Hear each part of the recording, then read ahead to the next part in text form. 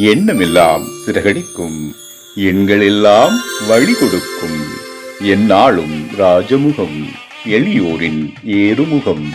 எந்த நிலை வந்தாலும் வந்த நிலை மாறாத நமது ராஜநிலை.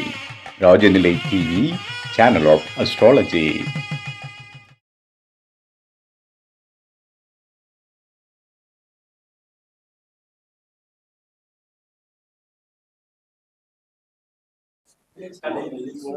சுக்கிரனை அதிபதியாக கொண்ட துலாம் ராசியானது எதிலும் நியாயத்தோடும் நலநிலையாகவும் செயல்படும் ராசிக்கு இந்த குரு பயிற்சி பலன்கள் எப்படி இருக்கும் என்று கூற வருகிறார் அஸ்ட்ரோ திருமதி அம்பாசிடர் எம்டி கனகாம்பாள் அவர்களை அழைப்பதில் பெருமை கொள்கிறது நம் ராஜநிலை.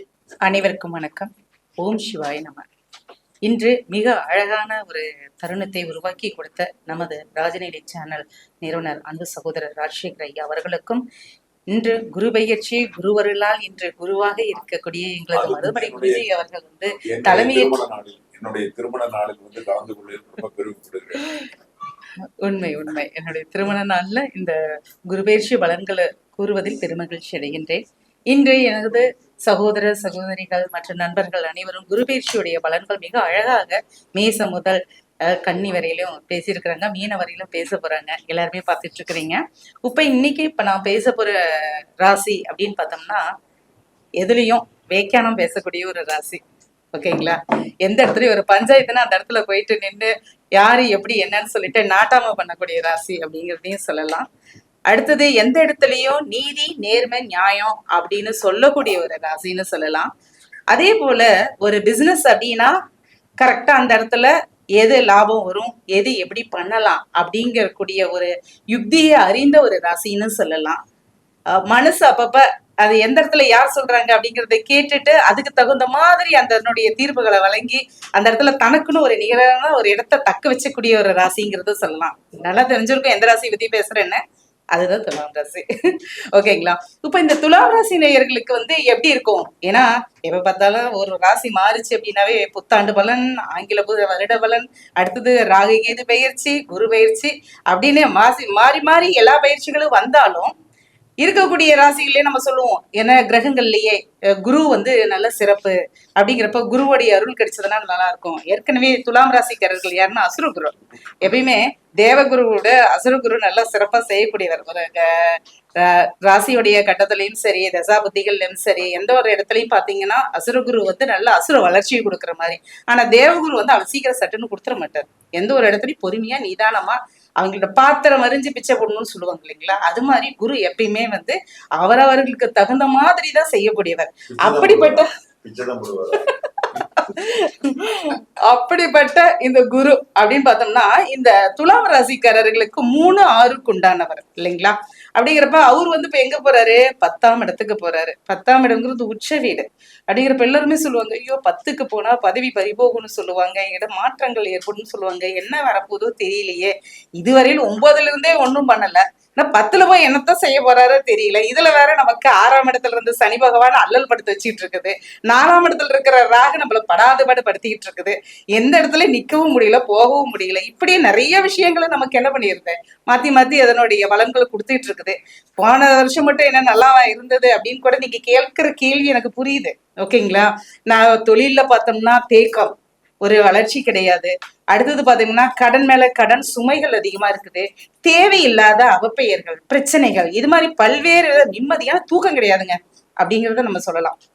வருமானம் அப்படிங்கிறது இழுப்பறியா இருந்துகிட்டு இருந்தது. 1 ரூபா வந்துச்சுன்னா 10 ரூபா செலவாகுது அப்படிங்கிற மாதிரி சூழ்நிலைகள் இருந்தது. இப்படி இருக்கும்போது இப்ப இவர் என்ன பண்ண போறாரு தெரியலையே அப்படின்னு நினைப்பீங்க. எப்பயுமே ஒரே ஒரு விஷயம் என்ன தெரியுங்களா? குரு இருக்கிற இடத்தை விட பாக்குற இடம் சிறப்பு.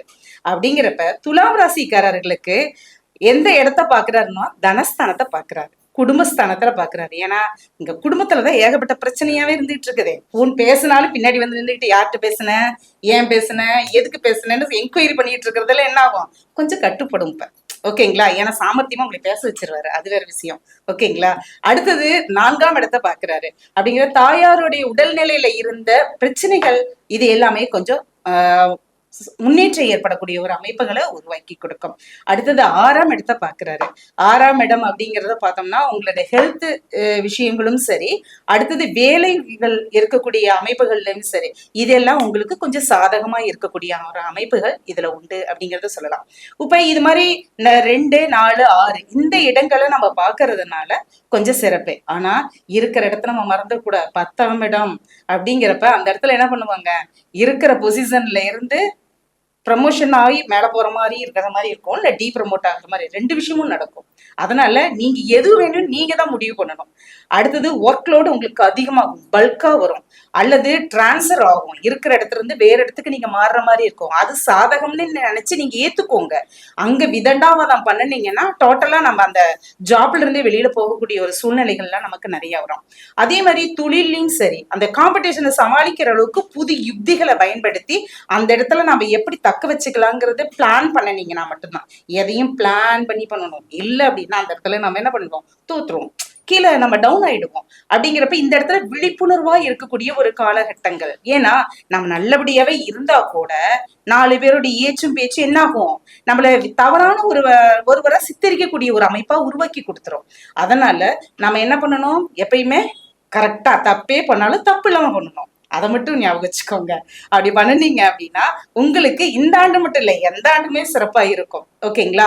புத்திர பாக்கியத்துக்காக எதிர்பார்த்து இருக்கக்கூடியவர்கள், வீட்டுல சுப நிகழ்ச்சிகள் நடக்கணும்னு எதிர்பார்த்துட்டு இருக்கிறவங்களுக்கு எல்லாருக்குமே இந்த காலகட்டங்கள் நம்ம குரு பயிற்சிக்கு பிறகு வீட்டுல குதூகலம் உங்களுக்கு ஏற்படுறதுக்குண்டான வாய்ப்புகளை உருவாக்கி கொடுக்கும். மெடிசன்ஸ் மூலியமா புத்திர பாக்கியத்துக்காக வெயிட் பண்ணிட்டு இருக்கிறதுக்கு நல்ல ரிசல்ட் கொடுக்கக்கூடிய ஒரு காலகட்டமா இது உங்களுக்கு அமையும். அதே மாதிரி திருமணத்துக்காக நீண்ட காலமா காத்துட்டு இருக்கக்கூடியவர்களுக்கு வருடத்தோட பிற்பகுதியில உங்களுக்கு திருமண யோக அமைப்புகளை உருவாக்கி கொடுக்கக்கூடிய அமைப்பை தரும். உங்களுக்கு நினைச்ச மாதிரியே நீங்க இதுவரையிலும் நினைச்சிட்டு இருந்த பொண்ணே திரும்ப உங்களுக்கு மீண்டும் வந்து பேசாதவங்க பேசுவாங்க, வீட்டுல சம்மதத்தோட கல்யாணம் பண்ணுவீங்க. ஓகேங்களா? அந்த அமைப்புகளும் உண்டு. எஸ், காதல் திருமணம் நடப்பது அது பெற்றோரோட சம்மதத்தோடயே நடக்கும். அந்த அமைப்புகளை உருவாக்கி கொடுக்கும். நீண்ட காலமா உங்களுக்கு சொத்து சம்பந்தப்பட்ட பிரச்சனைகள், கோர்ட்டு வம்பு வழக்குன்னு இருக்கக்கூடியதும் பார்த்தோம் அப்படின்னா உங்களுக்கு சாதகமான ஒரு சூழ்நிலையை உருவாக்கி கொடுக்கக்கூடிய ஒரு அமைப்பு உண்டு அப்படிங்கிறத சொன்னா, குடும்பத்திலையும் வந்து கணவன் மனைவிடையே அடிக்கடி மிஸ் அண்டர்ஸ்டாண்டிங் ஆகி பிரச்சனைகளா இருந்திருக்கக்கூடிய காலகட்டங்கள்ல இனி உங்களுக்கு வந்து உங்களை புரிஞ்சு நடந்துக்குவாங்க, நீங்களும் அவங்கள புரிஞ்சுக்குவீங்க, சாதுரியமா நடந்துக்குவீங்க. அது ஒரு பிளஸ் உங்களுக்கு இருக்கு. அடுத்தது என்னன்னா, எதையும் வெளியே சொல்லாம மனசுக்குள்ளேயே வச்சிருக்கிறதுனா மன அழுத்தம் அதிகமாகும். அதனால தியானம், யோகா இது மாதிரி இருக்கிறது இது பண்ணுங்க. அடுத்தது உணவு பழக்க வழக்கத்துல கொஞ்சம் கேர்ஃபுல்லா நீங்க இருக்கணும். ஃபுட் பாய்சன் ஆகும், இல்லைன்னா தண்ணி சாப்பிட்டது கூட சேரலன்னு வாமிட்டிங் வரும்.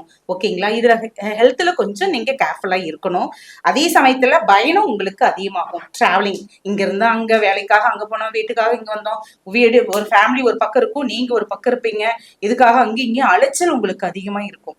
ஆனா 5 பைசாக்கு பிரயோஜனம் இருக்காது, அது ஒரு விஷயம். ஆனா இருந்தாலும் வெட்டி அலைச்சல் அப்படிங்கிற மாதிரி உங்களுக்கு அலைச்சல் திருச்சல் அதிகமா கொடுக்கும். அதை சுகமா ஏத்துக்கோங்க. அப்படின்னா எப்படி பிளான் பண்ணலாம் அப்படிங்கிற மாதிரி பாத்துக்கோங்க.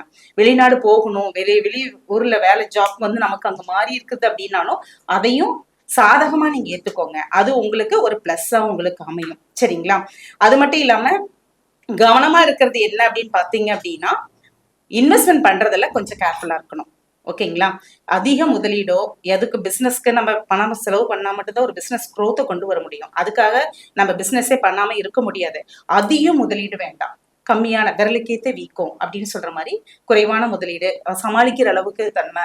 ஏன்னா கடனை வாங்கி இன்னொரு இடத்துல கடனை கொடுக்குற மாதிரி வச்சிடாதீங்க. அதனால அதுக்கு தகுந்த மாதிரி சமாளிச்சுக்கோங்க. அடுத்தது கூட இருக்கிறவங்களை கொஞ்சம் அனுசரிச்சு கொஞ்சம் புரிஞ்சு நடந்துக்கோங்க. இதனால என்ன ஆகும்னா மிஸ் அண்டர்ஸ்டாண்டிங், கருத்து வேறுபாடு, உங்களுடைய கருத்துக்கும் அவங்களுடைய கருத்துக்கும் நிறைய கான்ட்ரவர்ஷன் வந்து அந்த இடத்துல பிரச்சனைகளையும் பிரிவினைகளையும் பார்ட்னர்ஷிப்லயோ இல்ல நம்ம ஒர்க் பண்ற இடத்துலயும் நமக்கு நடக்கிறதுக்கு வாய்ப்புகள் இருக்குது. அதனால அதுல நீங்க கொஞ்சம் இது பண்ணிக்கணும். பேப்பர்ஸ், டாக்குமெண்ட்ஸ் ஒர்க்ஸ் எல்லாம் கொஞ்சம் கேர்ஃபுல்லா வைங்க. அந்த பேப்பர்ஸ் எல்லாம் கரெக்டான சேஃப்டியா நீங்க லாக்கர்ல போட்டு வச்சுக்கோங்க. இல்ல உங்களுக்கு நம்பகமாக இருக்கக்கூடிய நம்ம வீட்டுல இருக்கக்கூடிய ஃபேமிலி மெம்பர்ஸ்க்கு கொடுத்து வச்சிருங்க. எனக்கு ஞாபகம் மறந்து வந்துடும், இல்லை இதை எங்கேயாவது வச்சிருவேன், இந்த நீயே பத்திரமா வை அப்படிங்கிற மாதிரியானது கொடுத்துருங்க.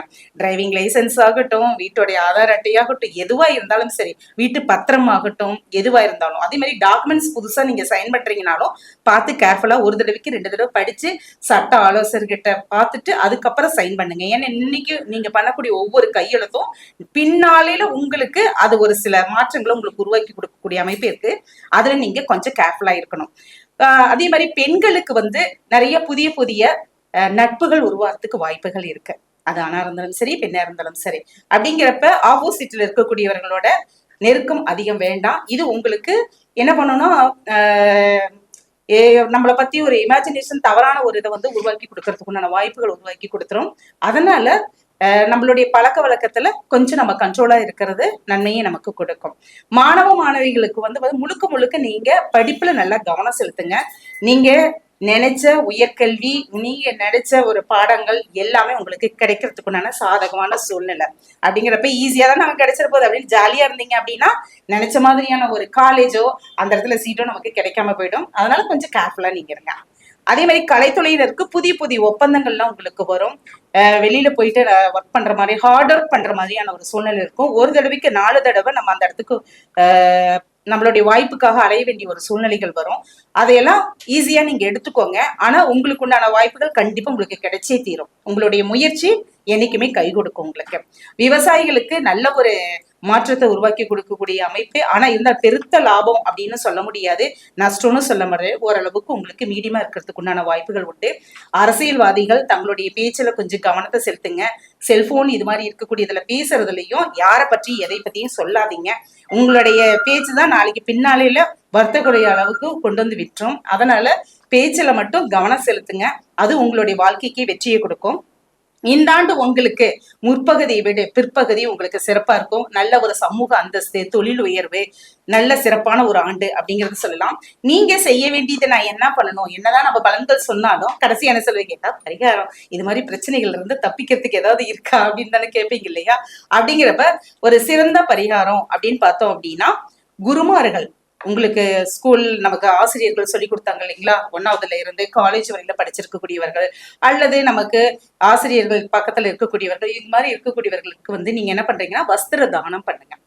அது ஒண்ணு. அதே மாதிரி அங்க குழந்தைங்க, ஸ்கூல்ல இருக்கக்கூடிய குழந்தைங்களுக்கு நோட்டு, பேனா, புத்தகம் இது மாதிரி தேவை அறிஞ்சு அவர்களுக்கு உண்டானது அதை செய்யுங்க.